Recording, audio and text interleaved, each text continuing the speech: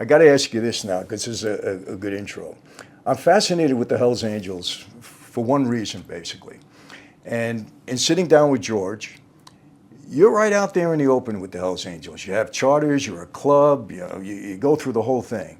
In Cosa Nostra, we take an oath of omerta, which is an oath of silence. We're not even supposed to admit that life exists. It doesn't exist. What are you talking about? We don't know anything about the mafia. But Hells Angels is allegedly a legitimate club organization. But yet you had to go undercover because there is criminal activity going on. And even though a lot of the Hells Angels don't admit to that, it's fascinating to me that they can just survive as a club while they're doing all this criminal activity. So what is your take on that? I mean, I'll tell you a funny story. I walk in redemption.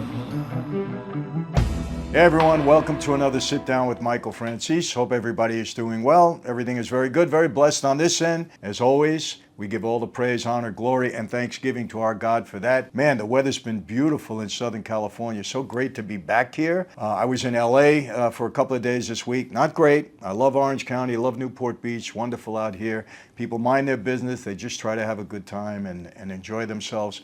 Hey, I'm 73. It's time to lean back a little bit, right? Even though I am very active. Anyway, everything is great. I got to tell you something. My partner, Tony, in the pizza business, this guy is a whiz. I mean, he's a genius when it comes to food. We have a frozen pizza now that we're going to be distributing. You know, I don't want to give something major away, but we're going to be putting it in grocery stores and markets and everywhere else. We're making the moves now. But this pizza, I am telling you, the way it's packaged, you put it in the oven for 8 to 10 minutes, it comes out like it came out of the oven. The pizza is delicious. I wouldn't say this if it wasn't true because I'm a New Yorker. You people you'll hold me to it. But I'm telling you, when this gets into a market near you, you gotta try it. It's the best frozen pizza you will ever eat. I guarantee you, hold me to it. It's wonderful. Franzese Wine, hey, we're doing great. We're moving across the country. I'm not gonna get into all of that now. We have so many associates out there enjoying our wine, pushing our wine. We have calls with them. We got something really special coming up. You're going to be part of our community. It's going to be great. People are going to love it, but I'll get into that at a later date, probably the middle of this month. Maniac, MINNECT.com. Many people are contacting me through that. We're having great calls. I actually made a business deal because somebody approached me. We went into business together as a result of Maniac, or we're going into business, I should say. We can do text message, video calls, the whole bet. That's what Patrick David put together. Great platform. You know Patrick, he's terrific, great entrepreneur, very knowledgeable guy. I love him and he's a good friend. Maniac, MINNECT.com. Good way to be in touch with me. And of course, you have Cameo. Everybody knows about that. You want a birthday wish, you want some encouragement, you want something funny, whatever you want, get me on Cameo. So that's it with the announcements. I know people get mad. Michael, it took you 5 minutes to get into the video. Don't worry about it. Come on. We tell you things because you're interested in that. My guest today, a fellow by the name of Jay Dobbins, great guy. He was a former ATF agent, an undercover agent. What a history this guy has. You've probably seen him on YouTube before. He's done a number of interviews. I'm going to read something about him. I enjoyed sitting down with him. He was just terrific, I have to say that. And let me give you some of his background before we get into the interview. Dobbins joins the ATF, you know what that is, in 1987, was involved in more than 500 undercover operations in his 27-year career as a special agent. 500 undercover operations. I don't know if you understand how difficult it is, especially if you have a family, to be undercover and infiltrate a mafia family, the Hells Angels, whatever the group might be. It's terribly trying. You know that I'm friends with Joe Pistone. You know what a brilliant job he did as Donnie Brasco. But what a price you have to pay with your family. It's very, very difficult. 500 undercover operations during his 27 years. Most notably, he infiltrated the Hells Angels motorcycle gang in Arizona between 2001 and 2003 as part of Operation Black Biscuit. That's what they called it. He'll explain why. He's also a New York Times bestseller, author of his memoir, No Angel, My Harrowing Undercover Journey to the Inner Circle of the Hells Angels. He retired from the ATF in 2014. And we're going to get into that because George Christie, the Hells Angels guy that I was in prison with many, many years ago, we had him on a platform. I did a sit down with him, and you people all loved it. So Jay did many, many things, many undercover operations. As a matter of fact, let me just enlighten you on some of them, some of the things he was involved in. Listen to this. He was repeatedly detailed to high-profile criminal and terrorism events, including the Rodney King riots in Los Angeles, Branch Davidian, standoff in Waco, Texas. Remember that. The Columbine High School massacre. He was involved to a degree in that. Littleton, Colorado, and the Murrah Federal Building bombing in Oklahoma City. This guy really did it all as an undercover agent. But today we're going to concentrate mainly on his infiltrating the Hells Angels group. And you know, it's amazing to me that we look at the Hells Angels and they're actually a legitimate group out there, meaning that they have charters, they're recognized, they operate, you know, as far as people are concerned as a law-abiding group. But there's another side of them, and I'm not going to get into it, but Jay is. And I think you're going to really enjoy this. He's so on point. He's so honest. He just speaks from the heart. And I really enjoyed meeting him and really enjoyed the sit down that I had with him. I'm going to have him on again because we have so much to talk about. But today it's all about his undercover operation with the Hells Angels group in Arizona. So with no further hesitation, here's my guest, Jay Dobbins. And Jay, it's really a pleasure to have you. You've led a very interesting life, I might say, and there's so many things that I could go into. And I've prepped my audience and my viewers, pretty well about you. There's so much to talk about. We could spend 5 hours here. But you know, what's really fascinating me is your undercover operation with the Hells Angels. And I had a sit down with George Christie at one time, and my viewers just loved it. They're so intrigued with that world. And I have to tell you, I got a couple of questions that I want to ask you, but I really want you to get into Operation Black Biscuit, I believe it was called. But you know, I got to ask you something right off the bat. Have you had any kind of involvement whatsoever with Mafia, Cosa Nostra in this country? Yeah, a little bit. I made a guest appearance in a case in Chicago with a guy that you might be familiar with named Michael Cagnoni. I do know that name. I think yes. Mr. Cagnoni has passed now, if I'm correct. But he was setting up these joker poker machines in bars and not paying the tax or the deposit on them and pulling the money out of these bar gambling machines. So I was brought in as a guy who had a bunch of stolen joker poker machines. Okay. And met with him. It was very low level, but you know, I did get my fingerprints on it a little bit. And then growing up, and this will hit home for you, I lived dang near right across the street. My elementary school was right across the street from Joe Bonanno's ranch. Really? He had a ranch Arizona. in Tucson, Arizona. He had a ranch known as Grace Ranch. And that is, you would know better than I, but I think that's where he retired to. I believe so, yes. And so I knew, I never knew Mr. Bonanno, but I knew members of his family. All of them were like super gracious and friendly, and their reputation and the rumors were there, but you never saw that side of him or his family. I never did. Well, you know, it's funny, Jay. All of the, how can I put it? The guys of substance in that life, the Bonannos, the Columbos, you know, people like that, just like yourself, anybody that ran into him always said the same thing. You know, we were always courteous, we were always nice, good people. Obviously, there's another side to that, but I'm not surprised when you say that about Bonanno. Well, I think it doesn't matter what side of the game you're playing on. If you treat people with respect, then you demand that in return. And when it doesn't come, when you extend respect and you don't get it back, now you've created a problem for yourself. Yeah. Well, I got to tell you, it's fascinating to me about your life as an undercover agent. Number one, you chose ATF rather than the FBI because you didn't want a desk job, and that's what you normally get with the FBI, at least to start. And the ATF is known as more action. You get more into the, the down and dirty work. Is that? That's true. I wanted to work undercover. I always believed that ATF had the premier undercover program for federal law enforcement. But some of the other federal agencies were always looking at like this massive big picture. ATF agents like got down in the weeds. They got dirt underneath their fingernails. They were more like street cops with gold badges. That was the mentality. So like in the roles I played, I never played those glamorous roles. I never had a Rolex. I never drove like an Italian sports car. My were always like street level type investigations. But I loved it. It wasn't glamorous. It was actually a nasty, dirty, bloody, vomit-covered life, but I loved it.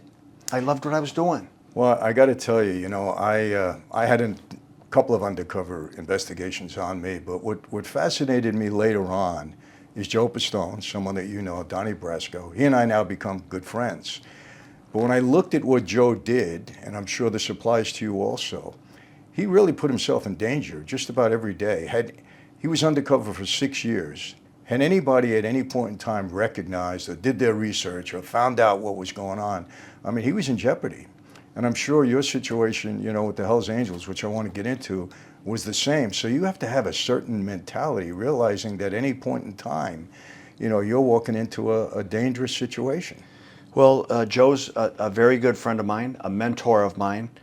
If there was such a thing as a Mount Rushmore for undercover agents, Joe's face would be the first one carved in the granite. He's the godfather of undercover operations. By the way, I met him once on the street. He came to my dealership with someone, and we had a discussion for about 2 hours. And I always tell him, Joe, I'm glad that's the last time I ever seen you or met you on the street, because he was extremely effective. Well, dangerous boys go to dangerous places. And so we all make our choices. We make choices throughout the course of our life. Life is 10% of what happens to you and 90% what you do about that. But yeah, in the undercover game, not unlike the world that you lived in, it is an alpha dog pipe hitter world. And the people that excel and achieve and reach greatness, man, they're alpha dogs. They're hyper confident. So the risk is great, but the reward or the importance needs to be great. Otherwise, it's silliness to take a high risk for a low payoff. But there's only a select few that were in your category that really wanted to go undercover. Correct? I mean, even in the ATF. I mean, you weren't all undercover, obviously. Well, all these different agencies, the people that operated in the undercover world, there's this unspoken, informal fraternity of people who've done deep cover, long-term operations, infiltrations. And they have a lot in common. Different cases, different personalities, different styles, different looks. But they're good communicators. And in any aspect of life, what you did for a living, what I did for a living, the highest achievers are problem solvers. When I don't know every aspect of your life, but I'm going to go out on a limb to say every day you were dealing with some new problem that you had to find a solution to. No question. And the people that find effective solutions, I don't care if you're flying the space shuttle or if you're mopping a floor somewhere, the people that can solve problems are the ones that achieve. No question. And in your case, I know this has to have a tremendous impact on your family because, again, watching the movie Donnie Brasco, you saw the issues Joe had with his family, and I think some of them were accurate. And how did that affect you? You know what, this is an unflattering statement to make about myself, but it's transparent, it's honest. I carry a ton of regret and shame for what I did to my family. I was very selfish. I made decisions for myself, about my career. I never factored in my wife or my kids. I had this false mentality that do you have a nice house to live in? Do you have clothes and food and money in your pocket and a good car to drive? Do your part, because I'm saving the world. In reality, I wasn't. In reality, I don't know if really anything I did really even made a difference. But that was my mentality. And so, you know, there was one event, I'd been gone for a period of time, and I came home, and my wife told me, you cannot be gone and walk in this house and speak to me and the kids like we're gangsters. Then my response, my self-defense was, I'm not a light switch. This has to stay on all the time. People that do what I do for a living and treat it like a hobby end up dead. And then her response was, then you better install a dimmer switch on that attitude and dial it back. And if you can't do that, don't come back. You know, and when you say sometimes there's, you know, such commonality in different worlds, I always say this, and I have the same regret as you do. The mob life, the gang life, Cosa Nostra, Mafia, they're bad lifestyles.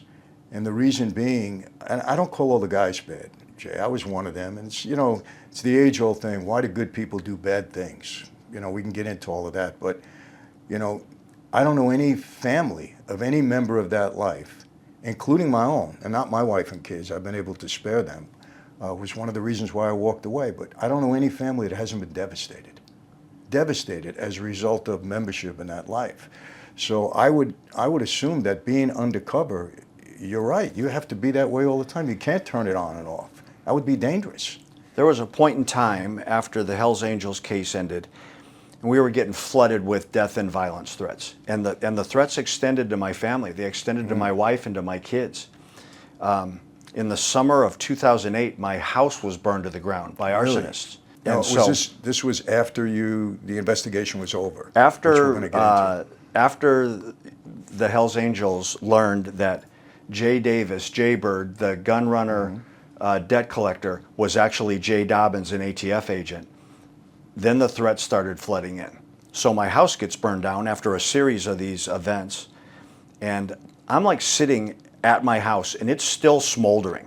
There's still smoke and little flames coming off the house. What, were you out of the house when it was burned? Everybody Yes. was out. My family was there. They escaped with some smoke inhalation, and I wasn't there. And my son, who's probably 10 years old at the time, is walking around in the backyard holding a carpenter's hammer, a framing hammer. I said, Jackie, what's up with the hammer? And he looked at me and he said, what if they come back? Who's going to take care of Mom? You're never here. Wow. That was a series of life lessons that my kids taught me what I was supposed to do. I wasn't supposed to be Donnie Brasco Part 2 or infiltrate the Hells Angels. My job was to raise a family and guide my kids, and I was failing. I would have given the choice. I wanted to be smoking and joking with gangsters more than I wanted to be with my wife and my kids. That's a humiliating statement to make about yourself to an audience that I don't know who's going to see this. People are going to make their decisions about me based on that. But if I don't have this discussion with you, if I'm not honest and transparent about my flaws and my mistakes, then the good things have no credibility either. Well, you know, Jay, I can totally relate to that because I've been married now to my current wife for 39 years. We have 4 children. Prior to that, I was married for a short time and had 3 children. And I have to admit to the same thing. I mean, that life was almost number one for me. You know, I took an oath, and everything that I did was according to the oath that I took. And that was a priority. And it was a destructive, for me it was destructive. And I think, you know, we relate to one another in that regard. Well, I know you're a believer, and I think we've been saved by the same God. Yes. I will say this. I made a million mistakes in my life. I've done a million things wrong. But God and my wife and my kids have given me 1,000,001 second chances to try to correct those. And so that's a blessing. Yes, absolutely. Yeah, we do get not only second chances, but thousands of chances if He knows our hearts and we are sincere and we're trying. You know, that's a great thing about our God, about God. I shouldn't say our God, God. Well, and I try to extend that to other people because I've been granted that grace.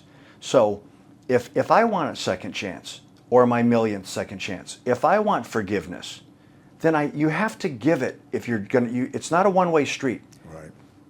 No, you're 100% right. You know, and I've told people this because of my own case. I know I believe I've been forgiven because my heart is sincere and this is what I want. But you have to be a forgiving person, because if you carry around these burdens, you know, of revenge and just anger, it's such a burden for you yourself. And forgiving people is just, and it's hard sometimes. You know, I sat down with Son of Sam, you know, David Berkowitz. I went into the prison and seen him. And it was fascinating to me because the mother of one of his victims, who was a Christian, actually forgave him and started ministering to him, and they've had a relationship over a number of years. And, you know, I would say, wow, how difficult that is, to forgive someone that took the life of your child. But, you know, I read a letter that she said, and she said, it's been lifting a burden off of my shoulders to carry this anger and hatred towards you. And I've applied that to my own life, and it's very true. I had bad things happen to me, unfair things happen to me. Sometimes by the hand of my own people. And I went through a period where I was angry and bitter, and no one was gaining anything from that. Everybody was losing. So, you know, at this point, like, I'm not burning for anybody. I'm not pissed off at anybody. It does no good. No, you're absolutely right, and it's a good way to live. I got to ask you this now, because this is a good intro. I'm fascinated with the Hells Angels for one reason, basically. And in sitting down with George, you're right out there in the open with the Hells Angels. You have charters, you're a club, you know, you go through the whole thing. In Cosa Nostra, we take an oath of omerta, which is an oath of silence. We're not even supposed to admit that life exists. It doesn't exist. What are you talking about? We don't know anything about the mafia. But Hells Angels is allegedly a legitimate club organization. But yet you had to go undercover because there is criminal activity going on. And even though a lot of the Hells Angels don't admit to that, it's fascinating to me that they can just survive as a club while they're doing all this criminal activity. So what is your take on that? I mean, I'll tell you a funny story that directly relates to your question. Part of my cover story was that I was a debt collector, and I gave the impression that I was doing debt collections for the mob. Oh, really? It was just part of my cover story, and it was very nuanced. So I'm with the Hells Angels, and we're in Las Vegas, and I told my leadership that I was with, "You want to meet Mr. Big?" Who, a guy I referred to as Big Lou, who was my mob boss, who would send me out on collections. This was all a skit. It was all a scam, a street theater. Street theater is inaccurate conclusions based on accurate observations. So I wanted them to accurately see me with this mob boss, and then it would enhance my credibility as a debt collector. So there was some Vegas Metro detectives who played the mafia role to a T, like the stereotype that we as the public outside of your world, what we think it looks like. Very John Gotti, very Sopranos vibe to it. So we have this plan, and everybody's got their script, and I'm bringing the Hells Angels in to meet who they believe to be a mob boss. So we walk into this club, and I got the Hells Angels with me, and there's a couple big, muscled up, like steroided up guys with like Fila tracksuits, and they're giving me the finger over here. So I tell the Angels, like, this is where we're going. And so out from behind these bodyguards steps a guy that's an undercover operator, but he's not who I had planned for. The guy that I was expecting to be there had the $3,000 suit and the kerchief and the pinky ring and all the stuff that we envision mob life being outside that world. The guy that steps out is not that guy. A guy I'd never met before, I had never had any planning with. He was this 80-year-old man. He's got like these polyester Sansabelt slacks on, like a light blue cardigan sweater and house slippers. And I'm like, man, this is not what we set up. And so he addresses, you know, first he comes to me and he says, "Jay Bird, how you doing, man? Good seeing you." Gives me a kiss on both cheeks, and I'm playing along now. He steps back and he looks at me, and I was pretty rough at that point. And he's like, "Your mother would be so disappointed if she saw you like this." And I said, "Well, hey, you know, these are the Hells Angels. You know, I'm working with these guys." And so this mafia boss looks at the Hells Angels and he's like, "Sit down, Hells Angels. They're not used to being spoken to like that." And he goes on this lecture and says, "Jay has worked for me since he was a kid. I send him out on collections. He's never late. He always comes back. He's never a penny short. And as he's trying to become a Hell's Angel, if anything happens to him, you're taking money out of my pocket. Every nickel that he comes up short is a nickel you owe me." And they're looking at him. And he's like, "Let me tell you something. If you cheat me, you're going to start your car and your head is going to land in your neighbor's front yard. And you'll never see it coming. You know why?" The Hells Angels are looking at him. They don't have the answer. And he's like, "Because my guys don't wear suits that say the mob on the back like you assholes." Oh, I love that. And I was just like, so he calms things down. He gives everybody these really high-end, like expensive cigars. He puts money on the table. "This is my town. Enjoy yourself. Have fun. If you have a problem, come and see me. Call me. I will get it fixed, but don't have a problem." And he leaves. Now I'm waiting for the Hells Angels to turn around. I know I'm going to get smacked. I just walked them into this. I know I'm going to get smacked. I turn around, and they both had these big smiles on their face. They're like, "That was just like back east. That was like The Sopranos." You know what that reminded me of? Bronx Tale. Now you just can't leave, remember? Yep. So that event ends, and I call the Vegas detective sergeant, and I said, "Man, like, that wasn't who I expected. That wasn't who we planned for. But the guy you put in there, he played it pretty good." And the guy's like, "He played it pretty good?" I'm like, "Yeah, he played it pretty good." He's like, "Dude, he is a mobster from Detroit. We caught him out here laundering money. He's an informant." Wow. So he played it true. Yeah, it was him. Yeah. He wasn't, like, I was acting. He wasn't acting. Right. Wow. That's a great story. I got to tell you, that's funny. You know, it's funny because the only I knew a couple of Hells Angels. You know, I was in jail with actually one of them for a while. But the only incident I had was with the Mongols, I think they were. I had a club out in Long Island, and they got a little rough in the club, and they started shooting up a cigarette machine that we had at the time. So we had to straighten that whole thing out. You know, it was okay afterwards. But here's what's fascinating me about it. Why did you get into this? What was it that caused the ATF to say, "Okay, we got to go undercover with this particular chapter," or whatever it was? There was a couple events that kicked things off. First, there was a murder of an innocent woman named Cynthia Garcia, who came to the Hells Angels clubhouse in Mesa, Arizona, said the wrong thing to the wrong people at the wrong time, and she got boot stomped to the brink of death on the floor of the Mesa clubhouse. Really? They rolled her up in some carpet, put her in the trunk of a car. They drove her out to the desert outside of Phoenix in Apache Junction, Arizona, and cut her head off. That was what they believed was an appropriate response to them being insulted. That was a significant event, the investigation of that. When the opportunity was presented, like, "Hey, we're going to make a run at these guys," my first reaction was, I'm not the right guy. I can name a dozen agents who are indoctrinated into the policies and procedures and protocol of biker life. That wasn't the role I played. But my case agent, a guy named Joe Slatella, who's the most amazing case agent, complex case manager that I ever crossed paths with, he was like, "Dude, you'll figure it out. You always do." I was never the best undercover agent out there. I've never said that publicly or privately. I was always willing to try. So you didn't volunteer, they selected you. They picked me.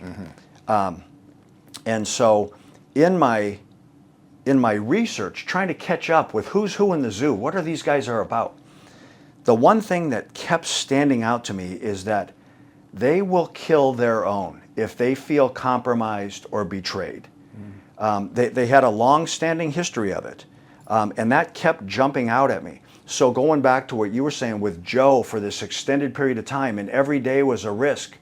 Like you can't make a mistake. In the criminal world, the people that play there are uniquely paranoid. And they're paranoid for good reason. They have to be. That's how they stay out of jail. That's how they stay out of prison, by not trusting people. Right.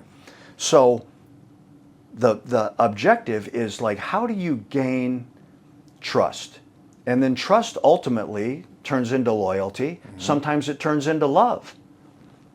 And so that was the challenge. Like, as an outsider, how do you get close enough to these people to gain trust, to gain loyalty, to gain love, when it wasn't my game? Like, I was learning everything on the fly, but I didn't portray myself to be anything other than what I was. I never portrayed myself to be an excellent motorcycle rider. I didn't portray myself to be someone who understood all the rules of the biker game. And I was very honest about it. I wasn't a mechanic. All these guys, I mean, there's guys that literally can stick their finger in a socket wrench and tell you if it's 7/8 or 9/16. They've grown up around that. I was like, when you turn this, it goes, and when you push on this, it stops. And when that stops working, I come to you. But I was consistent. My attitude was that if I was given an assignment, like, if you're not early, you're late. They knew they could count on me. I gave them the impression, at least, that I was always ready to put in work. I had money in my pocket, so I was stable and reasonable. I didn't overdrink. I wasn't a drug user. So I gave them the impression that I was someone they could count on. Well, I understand that, because in a undercover investigation that was on me and Don King at the time, there was an agent by the name of Victor Quintano. I always get mixed up. It was either Quintana or Guerrero, whatever his undercover name was, versus his real name. But for 9 months we were together, and we became very close, very close. I mean, I really liked. We played racquetball together. We went out together. I really liked this guy, and I know he took a liking to me. We're friends right now. You know, after we found out that, I mean, I was horrified when I found out he was an agent. I didn't know that, but I can understand how. But he did everything right. He got into my confidence. You know, he made me believe that, hey, this guy's for real. You can never, my opinion, you can never undercover out the human factor. Your objective is to gather intelligence, gather evidence, and then to report that out to a case manager or a handler, who then translates it to a prosecutor, to a judge, to a jury. My job was to gather intelligence and deliver evidence. So you're around people who are doing like wicked things. They're acting criminally. But in that process, you're also around them when they're holding their babies and they're spending time with their families, and you're socializing with them and you're shooting pool with them. I slept at their houses. They slept at my house.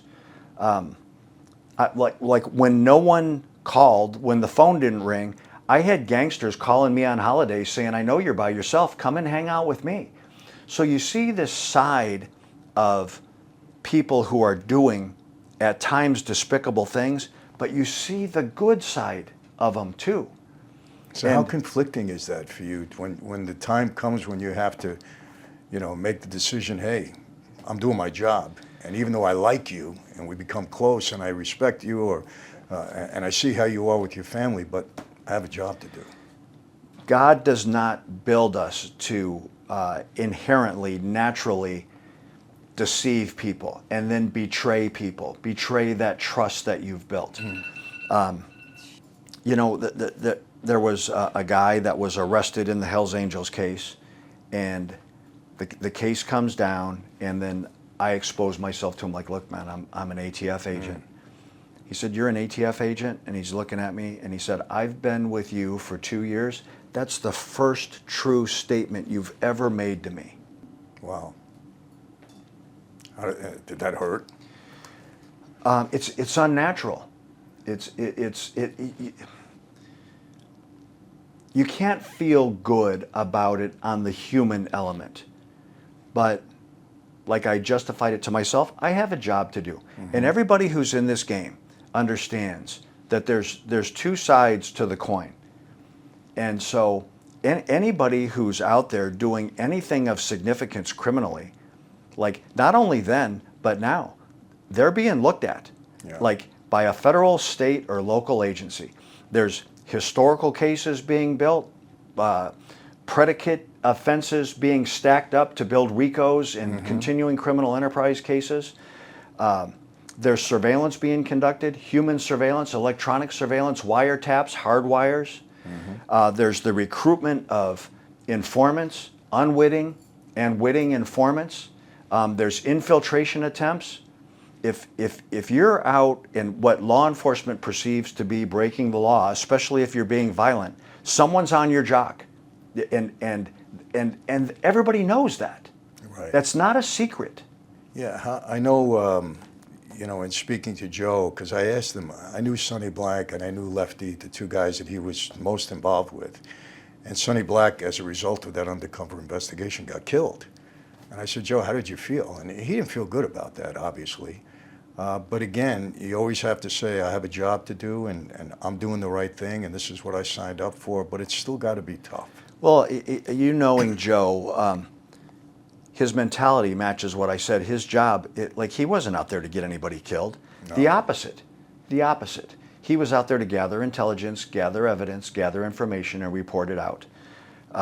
There's no satisfaction in that, right, in someone losing their life behind the work you did. If there is, if on the law enforcement side, if you find satisfaction in that, you're sociopathic or psychopathic or both. Let me ask you this, Jay. In Mafia, obviously, the government is out to destroy it. It's a criminal organization. They don't want it to exist anymore. It seems to me that the Hells Angels are really the same type of organization in a different way. I mean, they have rules, they have regulations, you almost take an oath, it's all that.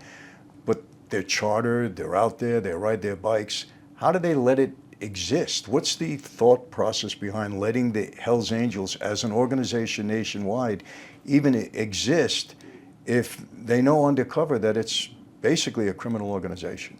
You still have to, it's not what you know, it's what you can prove. So if in law enforcement, if we believe something's taken place, that's not enough. You have to be able to prove it, and then you have to be able to make it stand up in a courtroom beyond a reasonable doubt. And so that takes time and evidence, and undercover work is nothing more than a tool in an investigator's toolbox. It's one of dozens of elements to investigate a crime. In my biased opinion, it's the best I was going to tool. say, isn't it the most important? Because without that kind of intelligence and witness testimony, what do you really have? Well, what you're gaining through undercover work is you're taking a living, breathing, human, trained, sworn law enforcement expert, and then that person is presenting real-time information back outside that circle, and then ultimately possibly delivering it through testimony before a judge and a jury. That beats like trying to translate a wiretap. That defeats all those other elements in the toolbox, but with it comes the risk of placing a human being in harm's way. Like in the Special Forces community, they talk about getting off the X, and the X being the ambush point, the danger point, that fatal funnel where you're going to get hurt. As an undercover operative, my attitude was, man, I'm not trying to get off the X, I'm trying to get on the X, and I'm trying to stay there for as long as I can.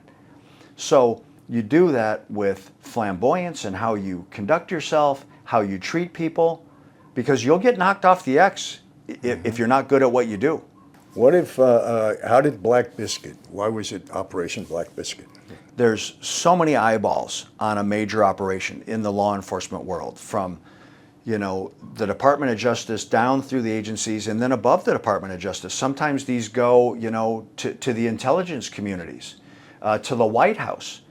And so Joe, in his brilliance, wanted to diffuse as much of that oversight as he could. So people say, man, Operation Black Biscuit? Like first of all, that's racist. You can't call your operation that. Had nothing to do with racism. Crazy. Joe Slatella was a big hockey fan. Black Biscuit is a hockey puck. His mentality was, when someone sees Black Biscuit, no one's going to put They don't know this what it as is. the Hells Angels investigation. They're going to skip right over it and go to Operation Red and White, Operation 81.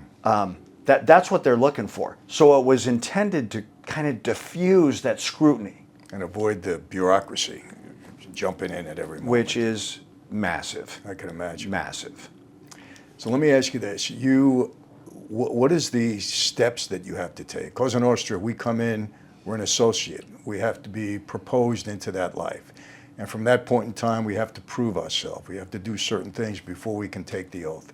What's the process with becoming a Hells Angel? Well, I think that from my experience, the Angels have gone to school on La Cosa Nostra, on how things are done, how membership is vetted. So, in the biker world, you start as just an associate. Someone who knows someone might show up at a party, buying the t-shirts, buying the stickers, those kinds of, buying the hats. And does somebody have to bring you in to meet somebody to become an associate? As an associate, no. There's thousands of associates out there, people that just want to rub shoulders with gangsters. Got it. And they're doctors and lawyers who on, Saturday put on a do-rag and some wraparound sunglasses and eyeball people at the stoplight and are fake tough guys. Can you ride with the bikers if you're not a biker? No, you're not going to get that close. But as an associate, if they see something in you, you'll be asked to hang around, which is an official club title. A hang around is someone who's doing just that, hanging around the club, and then members are deciding whether they like you. You're deciding whether the lifestyle is appropriate for you. Once you've accomplished that, then you become a prospective member, which is a prospect. When I got my prospect patch, Oh, they actually give you a patch for yeah, that? you get your bottom, with the Angels, you get your bottom rocker. You don't have a full vest. You don't have a full patch. Like in my case, I had an Arizona bottom rocker because that's where I was riding, which signified I was a prospect. But at that point, I was told, you're a member without his patch. Like all the rules and protocols and pages and pages of bylaws apply to you. So, and then you spend time prospecting, which is, in my experience, I was nothing more than a step and fetch. I was constantly being mud checked and tested. And so that was part of the strategy in running these street theaters, was to avoid all those mud checks. I was going to let the Hells Angels see me in a narcotics transaction, see me in a guns transaction, see me in a debt collection. So then they didn't have to test me. I was beating them to the punch, showing them all these things. So when they see me exchange narcotics, hey, he must be a drug dealer. When they see me meeting with cartel members and moving machine guns from the trunk of their car into the trunk of my car, he must be a gun runner. Now, were these actual deals or were these setups? in They the were department? setups. They were setups. skits. Wow. They were plays, orchestrated hoaxes, where everybody involved, with the exception of the Angels who were invited to witness them, were undercover operatives who had a script to follow. Wow. So this was theatrical in a way. It was. And so that there's a loose script, but like I had a playbook. Over the course of my career, I had developed a playbook. And so it was almost like, hey guys, open up your playbooks and turn to page 17. Today we're going to run a debt collection and we're going to invite Hells Angel Jojo to witness it. We'd go do a debt collection. Jojo would be there. If I told them I'm a debt collector, that would carry so much weight based on whatever credibility I held with that individual. But when now he's there and he sees it and touches it and smells it and tastes it, it becomes real. Wow. So let me ask you, when did you have time? Because in my life, we were on call 24 hours a day, 7 days a week. When we were a recruit, we got called at 3 a.m, we had to go. We had somebody that we had to answer to, a captain that we were assigned to. Did you have the same thing? Because when did you have time to, to get with your fellow agents and go through this script and set it all up? It was difficult because, like you said, you're on the clock 24 hours a day. So when that phone rings, especially as a hang-around or as a prospect, when that phone rings, if you don't answer it, you're not making your way. Or if you do answer it, but you fail to be ready to take care of business, TCB, you're failing. So you could get that call. Like personally, I got those calls like, hey, get all your hardware together and come to the clubhouse. We're going to put in some work. Okay, well, you better do that. I also got those calls at 2 o'clock in the morning where I was just being mud checked, test drive by some member who said, man, I want a chocolate milkshake and I want it here in the next half an Really? hour. So subservient things like that, yeah. Now, could anybody call you from the club, or did you have somebody you were assigned to that was your boss? I had mentorship within the charter. I ultimately landed in the Skull Valley charter. That was the name of the charter, which was like Central Arizona charter, a smaller charter. So I had mentorship and leadership there that were kind of responsible for me. Mm-hmm. But any member that called at any time, man, you better be ready to jump. Really? and ask how high when that call comes. And this was all, your prep work to becoming an official angel, I would say. Which goes back to the story about my wife when I was saying, I'm not a light switch. I can't turn this on and off. I have to be on all the time. Yeah. No, I get that. Because how do you turn it on and off and be real? Well, I'll tell you what's difficult about the process as a lawman, as an undercover. The Hells Angels day would start whenever it would start, and it would end whenever it would end. And sometimes they were extended. But as a lawman, before your Hells Angels day starts in your undercover role, you have to get with your team and strategize and brief what you expect to happen that day. Then, when the Hells Angels day is over and they go home, your day's not over as a lawman. You have to process evidence and write reports. That same day. Real time. Like we call it hot washing. You want to wash all that information. You want to hot wash it out of your brain while it's hot, while you can accurately characterize in your reports exactly what you heard, said, did, smelled, all those things. You don't want to wait for a week or 10 days or a month because you're gonna Right. lose information. Your memory, your hard drive's going to become overloaded. So in that process, you're living the Hells Angels life, but you're also living the cop life, which leaves a small bit of time to charge your battery. By the end of the Hells Angels case, there were nights when I would finish and I'd go to my undercover house and I would literally boo-hoo cry myself, baby cry myself to sleep. I was so exhausted. I was so overwhelmed. I'd get a couple hours sleep, charge the battery, wake up and say like, okay, I think I got another day. I think I can do this for another day. Let me ask you, were you ever worried when you did go to visit your wife and kids, were you worried that maybe they were following you to see where you were going and doing that kind of investigation on you, I would say? Absolutely. And you can try to clean yourself and wash yourself off the best you can, but you're never entirely certain. My debt collector cover story allowed me some escapes. They knew I had money in my pocket and they knew I had it from these quasi debt collections. So if I had to have a break, I would say, hey man, look, I'm going to be out for a couple days, man. Like the boss is calling. I got to go put in some work. And I would get that pass to go do that. So like I was trying to build in my own breaks. I was trying to invent rest. Mm-hmm. Was there ever, or is there, I should say, an absolute requirement? There's something you must do, and I'll be perfectly honest, in Cosa Nostra this, you got to kill somebody before you can become a member. Was there any one official act that you had to do in order to become an angel? From my experience, there's that stereotype, that mentality. Before you become a member, you have to have committed a murder. From my experience, and I like Michael, I try to answer questions as authentically as I can. And if I don't know a definitive answer, I don't portray like my experiences to be the end all. Right. And so, from my experience, that was not the case.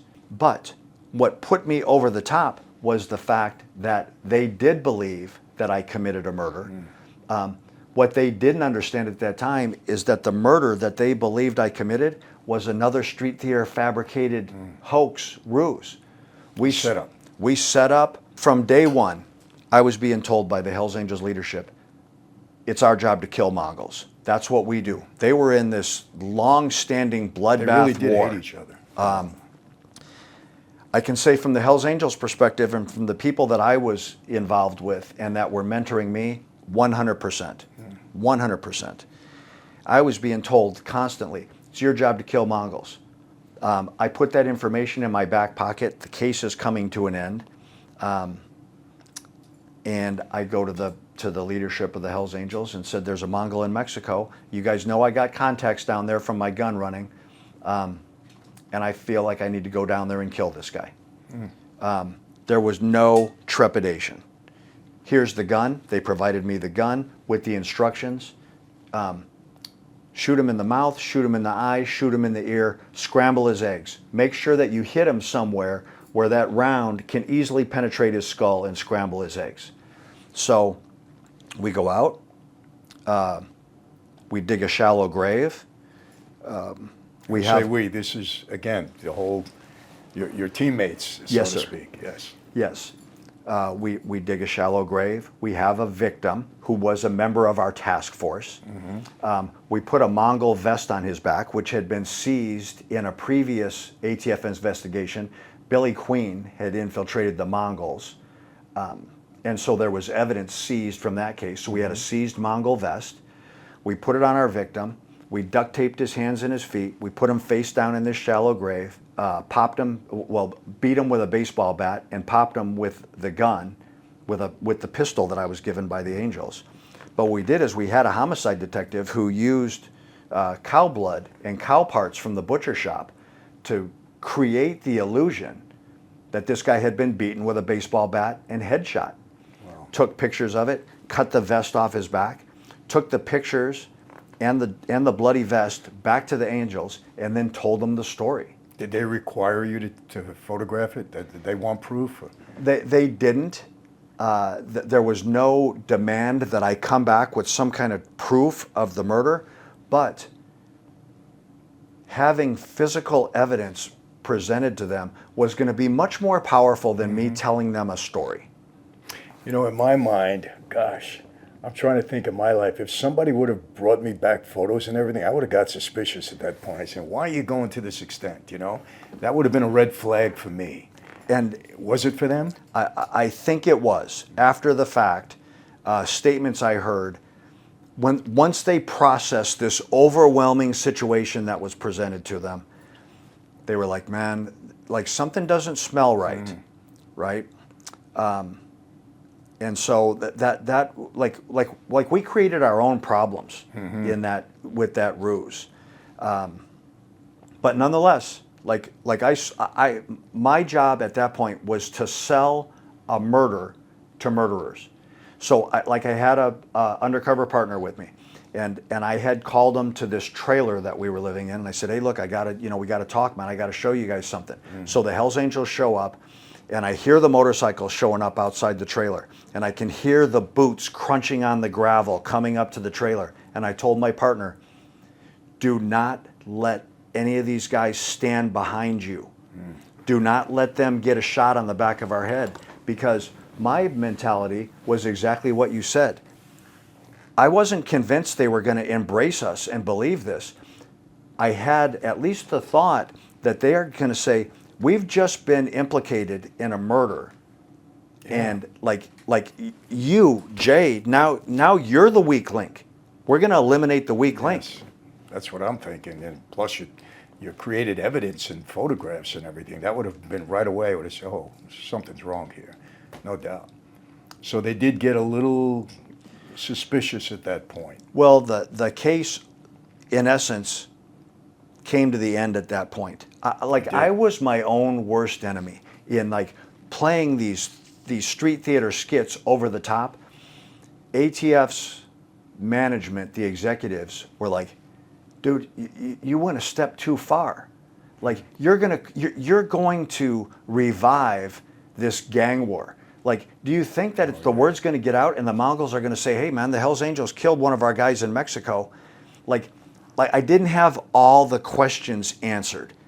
But the case was coming to an end. I was so desperate to try to get that final infiltration, to try to get that patch, which comes back to I started making selfish decisions that did not advance the investigation. They were not part of Joe's plan. Joe's plan was never to infiltrate the Hells Angels. It was to be side by side with them and maintain our own independence. And when I allowed myself to get sucked into their world and their inner circle, we lost control. Now I was at their beck and call. I couldn't be where I wanted to be when I wanted to be there at my own volition. I had to be where they told me to be. I had to do what they told me to do. Right, I get it. But did this act lead you to finally becoming an angel? Well, that is the dispute. I've never characterized what happened anything other than accurately from my perspective. We present the evidence of this murder to the leadership of Skull Valley. The president, the vice president, the sergeant at arms all said, you took care of business. You showed that you have what it takes to become a Hells Angel. Consider yourself a Hells Angel now. To the point where they put an angel vest on my back and said, you know what, this is your loaner until we get you your own. That 100% happened. My leadership said, you're a member now. But with the caveat, we have to get a vote. We have to get a universal vote. We don't have the authority to make this decision on our own. That vote never took place. When you say universal, meaning in the chapter or nationwide? Nationwide, like really? A national vote, possibly even a world vote, because this had all taken place short of the mandatory prospecting window. With the Angels, you had to prospect a minimum mandatory of 365 days before you were eligible for membership. We were within that 365-day window. My leadership was telling me what you guys did is going to accelerate that for you. But there was a world run for the Hells Angels coming up in Laconia, New Hampshire.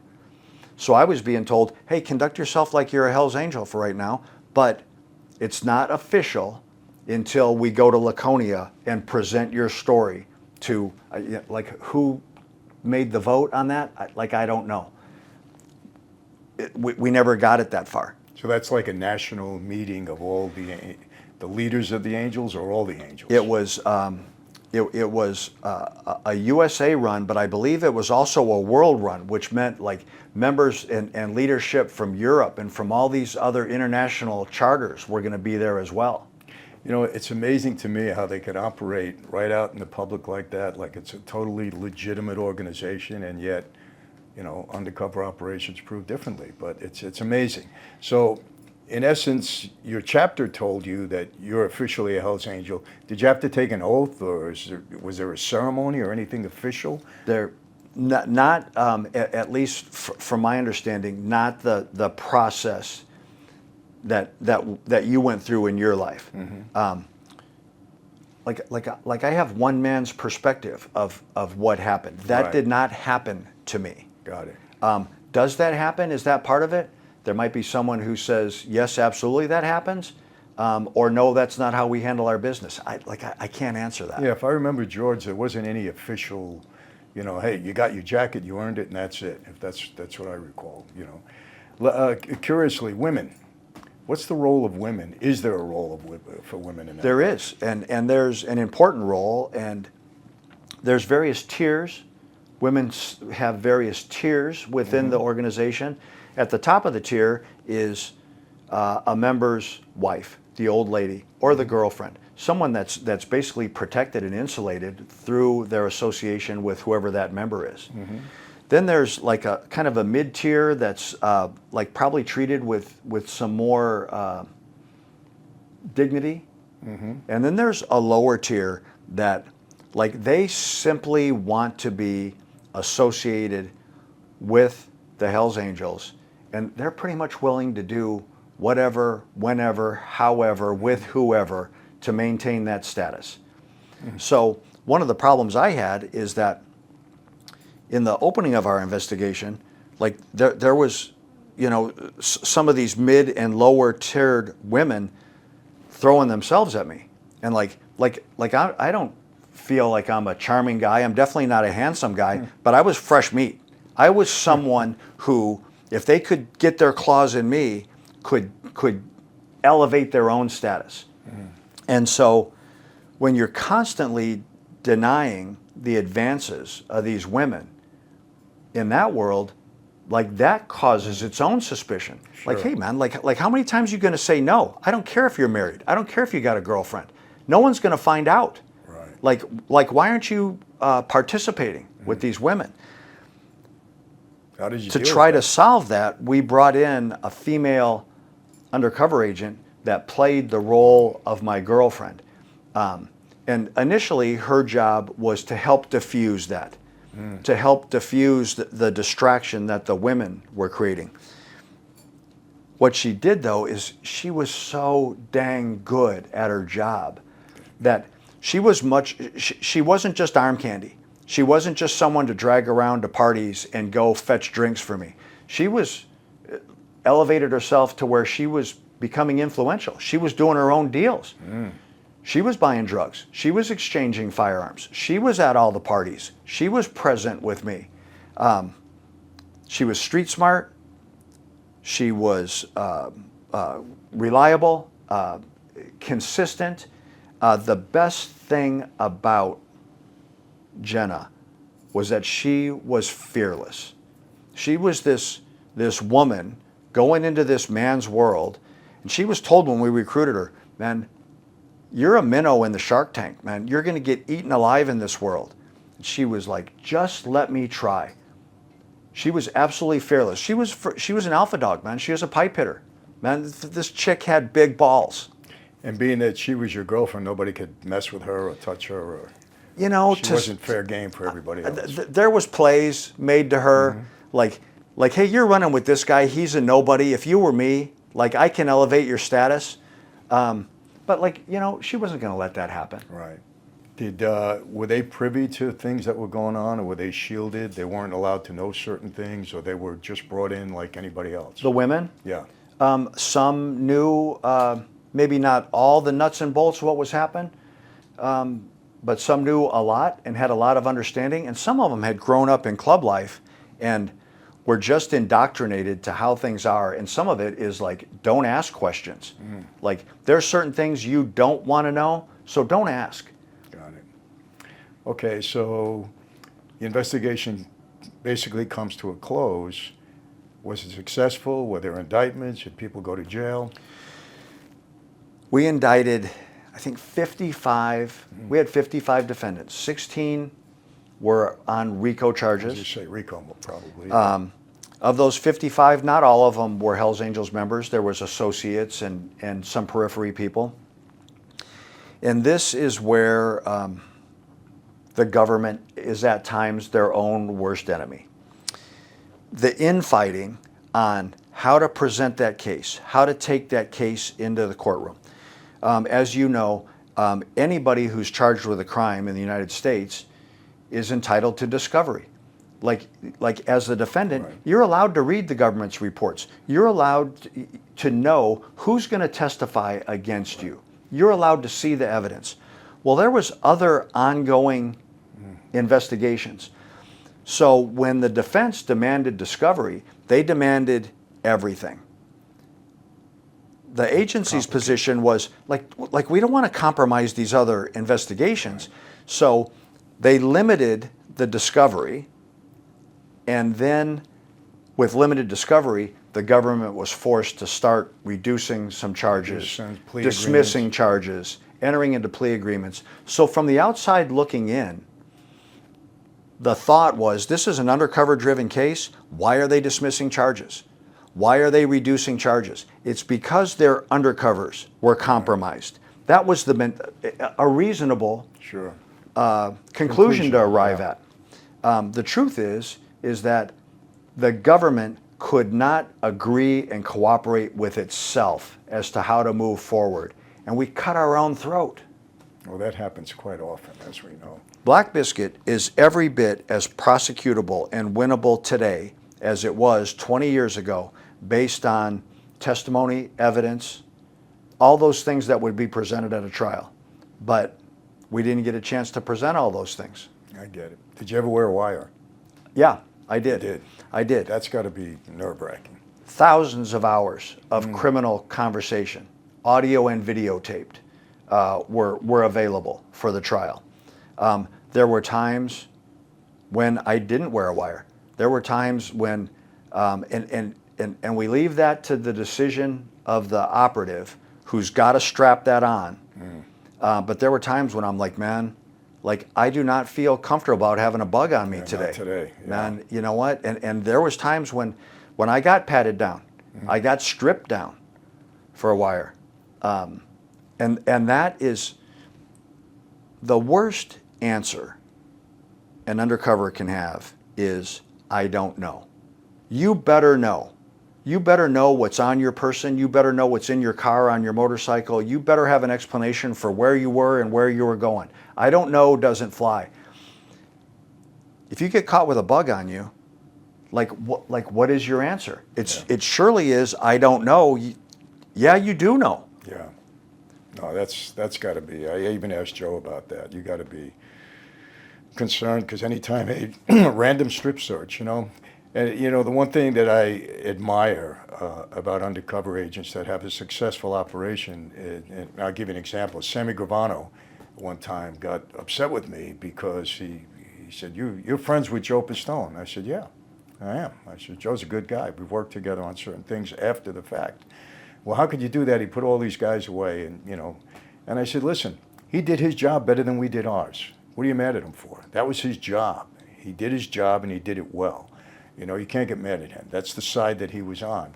And to me, that's fascinating. When you can go through that and be effective and, have a good outcome. And like you said, you did your job. Whether the government screwed it up at that point or not is not on you.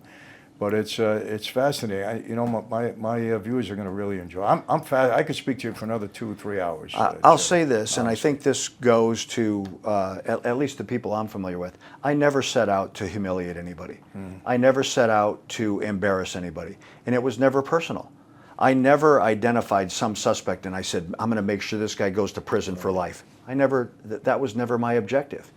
I have several associations with Hell's Angels members, past and present.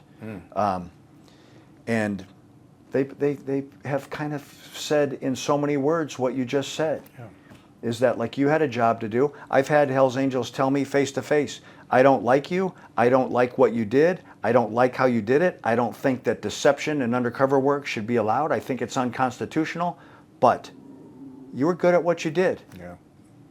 Yeah. Well, unconstitutional, I don't know about that. I mean, it's law enforcement. It's one of the strategies or tactics that law enforcement uses. I mean, well, undercover work and deception are sanctioned legally in every state. Yeah. Recordings, electronic surveillance is sanctioned in every. So, right. If you don't like it or you don't agree with it, then lobby your lawmakers to change it, or vote for people that will change it, because it's the law. Yeah, I mean, it could be unconstitutional if it's not done according to the law, but other than that, it's perfectly legal. What are you doing now? I mean, aside from, I've seen you all over the internet, and every interview that you give is fascinating, Jay, I have to say it. You've led a fascinating life, and do you feel in danger at any point in time now? There was a point when I did, and I'll say this, the Hells Angels, they don't forgive and they don't forget. I understand that. Mm-hmm. I've seen firsthand what they're capable of. I'm not looking for a problem. I don't want a problem. I'll walk away from a problem. I'll run away from a problem if given the opportunity. If I get cornered, I got a pistol on my hip and God's hand on my shoulder, and we'll figure things out.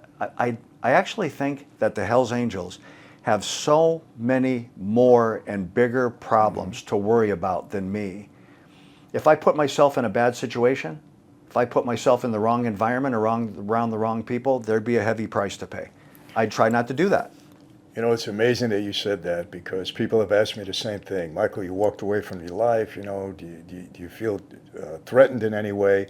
And I say the same thing. You know, guys on the street got a lot more to worry about than me. I don't put myself in a situation where, you know, I have to be concerned. At least I try my best not to. And I think that's the best attitude that you can have. If I walk into a biker bar and get my head caved in, I got it coming. Yeah, shame on you for doing that, right. Absolutely. And people say to me, Michael, do you ever, I said, listen, you know, nobody's actively looking for me. I can't go back to Brooklyn and say, hey, you know, I'm going to move back into the neighborhood. I mean, I probably wouldn't last 48 hours, you know. God doesn't tell you to be stupid. But you don't rub your nose, you know, in anybody's face, and you don't do any of that stuff, and people have other things to worry about. You know, it's like I said earlier, I never intended or had an objective to humiliate anybody. I've actually promoted the Hells Angels. I've told the world from someone outside their circle, these are some of the baddest cats on the planet. These are dangerous boys. I'm not punking them.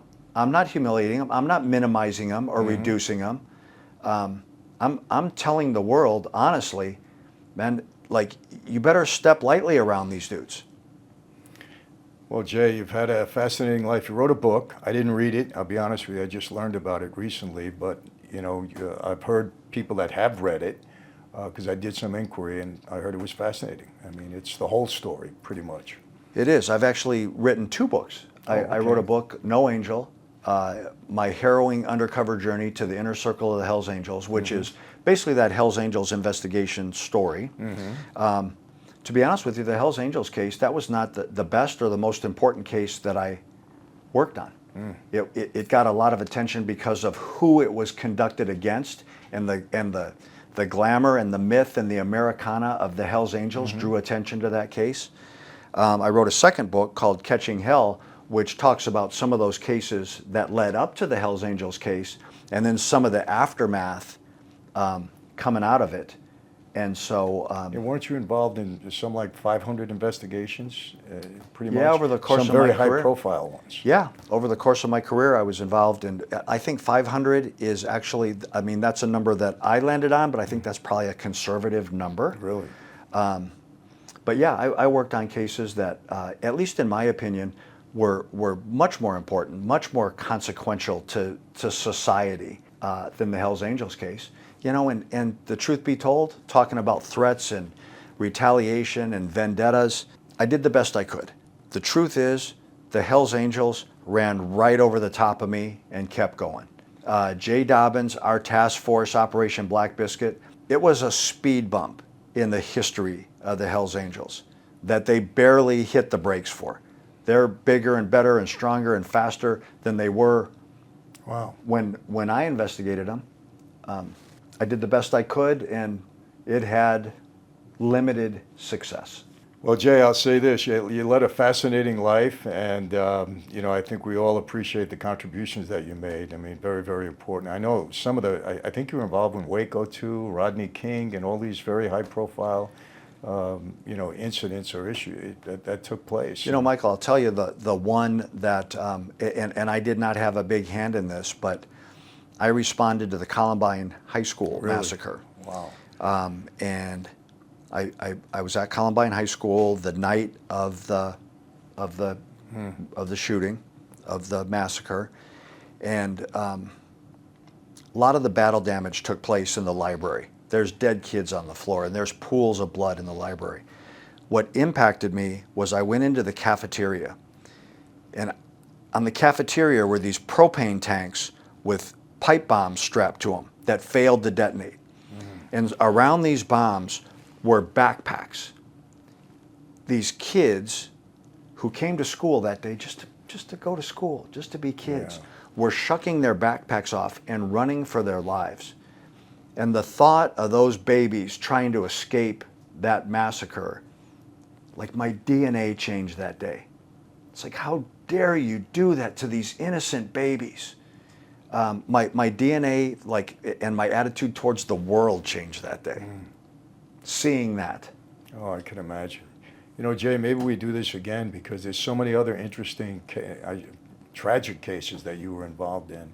I'd love to sit down with you again, and I think my viewers would really appreciate that. Let's do it. Thank you, my friend. Appreciate it. All I can say is, wow. I mean, was this guy great or what? Right on point, no BS, just spoke the way it was. And you know, he doesn't make himself out to be a hero. What I appreciated is he was so vulnerable during this sit down. He really was. He told you the impact that it had on his family, his being undercover for so long. He told you what Joe Pistone had told me earlier. And by the way, as you heard, he's good friends with Joe Pistone. I can understand why. They were both great at what they did. And you know, people, for me to be saying this now, when I had just complete opposite point of view so many years ago, is even amazing to me. And I have to tell you the reason for this, people. You know what? God, I think people know that God can transform a heart, you know, but how he can transform a mind, how this whole distorted view I had growing up where good was bad and bad was good, you know, God's been able to fix that in me, and I see things more clearly now. You know, one time I would have hated Joe Pistone for what he was doing, would have hated Jay Dobbins. I would have had this resentment towards them, but now I see more clearly. And let me make it clear. You know that I have a feeling towards government agencies and agents that don't play the fair, that take advantage of people, that work against the law, that frame people. I don't like any of that. You know, but when people are honestly doing their job, like Joe Pistone, like Jay Dobbins, I appreciate it because I realize how difficult it is. Imagine going undercover and having to be that person all the time. The way he said that, when he was there with his wife and kids, he couldn't turn into somebody else because it was dangerous if he did that. He had to maintain his undercover persona all the time, and that was hard for his family.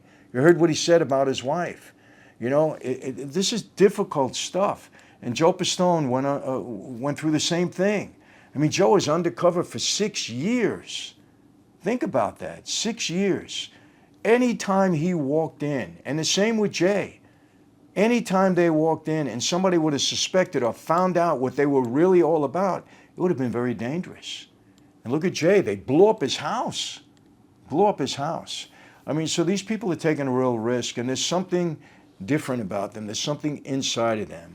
And you gotta applaud it. You gotta say, wow. I mean, you know, look at the work they've done.